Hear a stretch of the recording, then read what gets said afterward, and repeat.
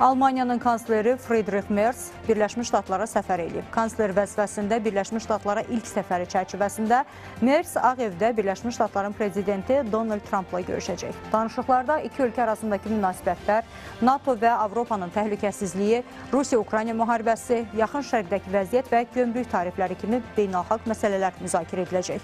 Səfərlə bağlı ilkin şərhlər belədir ki, Friedrich Merz Avropa-Rusiya hibrid savaşında Berlinin iştirakını artırmaq istəyir. Buna da Vaşinqtondan dəstək almaq niyyətindədir. Beləliklə, millətçiləri təmsil edən Merz Trumpı Rusiya ilə bağlı mövqeyini dəyişməyə inandıra biləcəkmi? Süjeti izləyək. Almanya kansleri Friedrich Merz seçildikdən sonra ilk səfərini Amerika Birləşmiş Ştatlarına edib.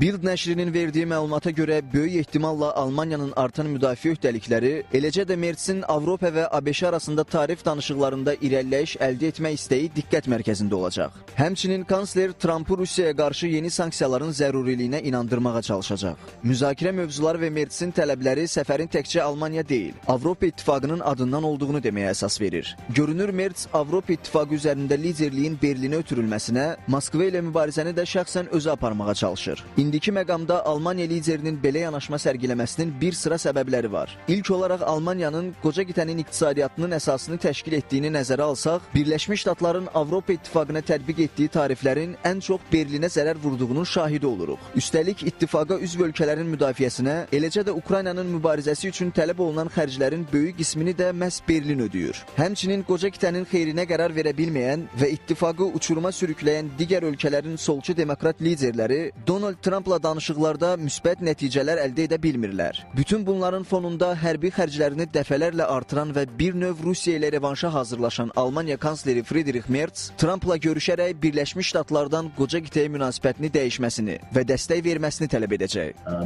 Merzin Amerika səfərində bir neçə missiyası var. Yəni bu təkcə Almaniya yox, ümumiyyətlə Avropa İttifaqının adından ola biləcək səfərdir. Bunlardan birincisi Amerikanın Avropa İttifaqına tətbiq etdiyi tarif rüsumlardır. Yəni bu məsələ artıq müzakirə mövzularından biridir və Merz çalışmalıdır ki, bu rüsumları ən az azaltsın, yəni azaltmağa nail olsun, Trumpı buna inandırsın.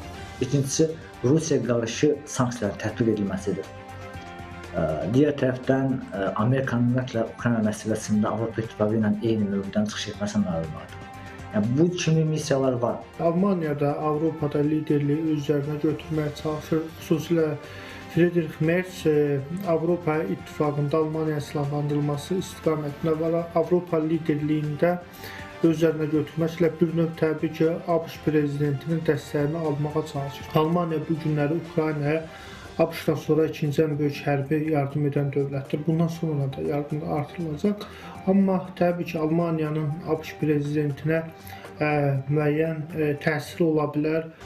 Ukraynaya hərbi kəşfiyyat yardımları davam etsin. Digər tərəfdən Merz Avropa liderliyini öz üzərinə götürmək və Trumpla danışıqlar üçün vaxtı yaxşı seçib. Trumpın hakimiyyətə gələndən bəri yürütdüyü siyasət bir növ uğursuzluğa düçar olub. Hətta Bloomberg nəşri Trumpın 48 saat ərzində dünya liderlərindən 3 rədd cavab aldığını qeyd edib. Belə ki, Trump Ukraynadakı münaqişəyə son qoyacağına, Çin sədri Xi Jinpinglə ticarət razılaşmasına nail olacağına və İranın nüvə proqramı ilə bağlı saziş imzalayacağına söz verib. Lakin o, verdiyi vədləri yerinə yetirməyib. Üstəlik, tətbiq etdiyi tariflər səbəbindən ölkə daxilində əhali və milyarderlərin narazılığına tuş gəlib. Hətta ən böyük dəstəkçisi Elon Musk belə Trumpın qərarlarına qarşı çıxır və vəzifəsindən ayrılmasının səbəbi kimi də bu göstərilir. Yaxın Şərqdə və Rusiyada müsbət əlaqələr quraraq bütün gücünü Çinə qarşı birləşdirmək istəyən Trump hazırda böyük məğlubiyyətlə üz-üzədir. Odur ki, Merz bu fürsətdən istifadə edərək Ağ Ev rəhbərinə yenidən Avropa İttifaqı ilə münasibətləri düzəltməyi, tariflərdə güzəştə getməyi və Rusiyaya qarşı yenidən cəbhə almağı təklif edərək həm Almaniyanın qoca qitədəki üstünlüyünü təmin edəcək, həm də Trumpa populyarlığını bərpa etməsi üçün fürsət verəcək. O,